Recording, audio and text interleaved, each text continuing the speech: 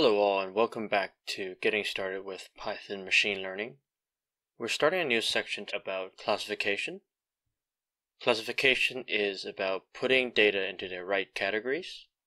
In this section, we're going to introduce classification using 4 steps. Number 1, how do we learn rules to classify objects? We use a flower-based dataset to illustrate this.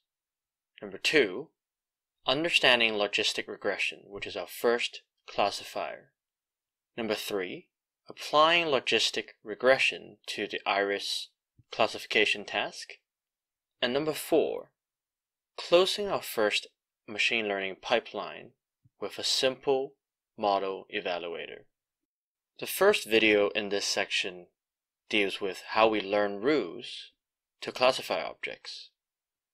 In particular, we use an example dataset called the iris dataset to teach you these concepts.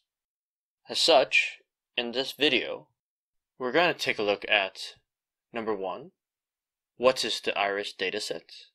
Number 2, how to get the iris dataset? Number 3, we're going to take a chance and try out classifying irises by hand. And the reason we're doing this is because classifying irises by hand can give us an example of the thought process that a machine learning algorithm might go through when it tries to classify irises by machine. Let's dive in and take a look. We're in our Jupyter notebook for section 3. As always, these notebooks are available as the accompanying code files that come with this course. Much like what we've seen with the Boston datasets before, we need to use the scikit-learn datasets module to load the iris dataset, because the iris dataset is a toy dataset that comes with the scikit-learn module. So we know that what we need to do is to do from scikit-learn datasets import load iris. So that gives us the function to load the iris dataset. And then let's put it in iris data, load iris. Let's inspect what is the iris data. I think we need to print this for it to format correctly. So, iris plants database, dataset characteristics. We have 150 data points, evenly splits across classes. There are 4 features or 4 attributes that we can learn to use. In particular, all of the features are in units of cm, so we know that they're of the same scale and we don't need to normalize these. We also see summary statistics. So for example, the CPOL length, we can see that the standard deviation is higher than the CPOL width, but then the petal length is also higher than the petal width. We can see that there's no missing attributes, so we do not need to apply any of our data cleaning techniques from the last video. So let's have a look at this dataset.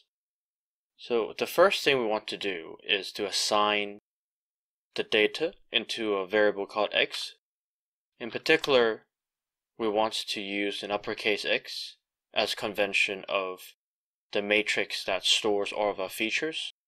As convention, mathematicians and computer scientists use the uppercase X to denote the data matrix or the design matrix. So what we need to do is iris data dot data. I think. Yep, this should do it. And let's inspect X.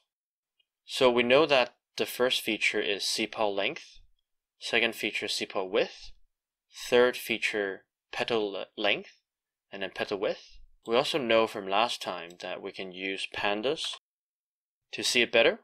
So let's do this as well. And then x data frame pandas.data frame x. And then we can also do columns equal to iris data dot.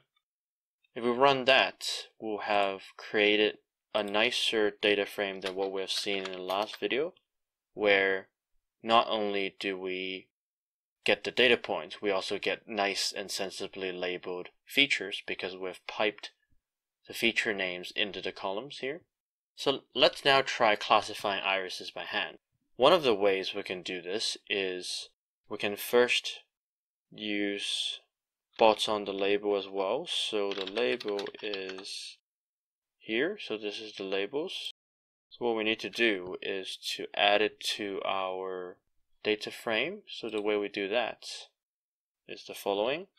So appending the iris data onto, so what we'll actually want to do is, because we have all these features here, we want to append the relevant label on the right hand side, i.e. we want to create a new column with the flower types so that we can then see, okay, if it's flower type 0 most of the time, sepal length is this value, sepal width is that value, etc.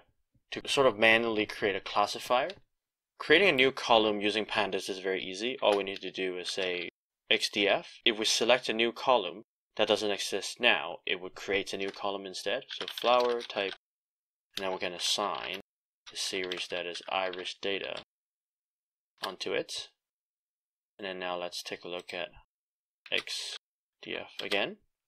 You can see that the column has nicely been appended on the right. So now what we want to do is to do some group bys. So let's say we want the mean of each feature by flower type. So the way we do that is we first create a group by object. So we say xdf.groupby. We need to supply a feature for it to group by, so we know it's flower type. Great. And we then need to specify how do we want to group by. Right, so after we've grouped by the flower type, what's the summary statistics that we're interested in? So let's first take a look at average. So what you can see here is there's a big difference between sepal length in flower type 0 versus flower type 1 and 2. But the difference is even more pronounced when you look at petal length. So petal length could be a good prediction term, because if the petal length is close to 1.4, it's more likely to be flower type 0 than flower type 1 and 2. You can also see this in petal width. So petal width is materially smaller for flower type 0 than flower type 1 and 2. We can also do max, which gives us the max. Actually, what we can do is create multiple of these, and we can see whether we can come up with a way that directly says, okay, so for example here, you can see that the petal width for flower type 0 ranges from 0.1 to 0.6, but then the petal width flower type 1 ranges from 1 to 1.8. So what we can know is if petal width is within 0.1 to 0.6, it's definitely flower type 1. Contributes majorly to flower type 1. And then flower type 1 and 2, that is less pronounced, at least for the petal width attribute, because here it ranges from 1 to 1.8 for flower type 1, but then it overlaps with the range for flower type 2, which is 1.4 to 2.5. So the reason why we're looking at this is because I want to show you what happens when you try to have a bunch of numbers on, let's say, a line or even a surface, and you try to separate them, which is what we're trying to do. We're trying to separate the group of numbers, 4 numbers, into flower type 1, 2, and 0, 1, and 2. So you can see that if we do it manually, we need to go through all of these, what is the range and what does it mean and all that kind of complicated stuff. Machine learning allows us to do this automatically. But the thing you need to remember is this doesn't change the nature of information. So, for example, it is going to be as clear cut to the machine learning algorithm that petal width from 0.1 to 0.6 is a good predictor of flower type being 0. But it will equally be confused between ranges 1 to 2.5, because there's a major overlap in petal width between flower types 1 and 2 between the interval 1.4 to 1.8. So you can't change how information or how's the data laid out, but you can automatically learn the rules that allow you to distinguish between different flowers. So that's what we're going to look at in the next video. And that's all there is to it. We've just learned, number 1, what is the iris dataset?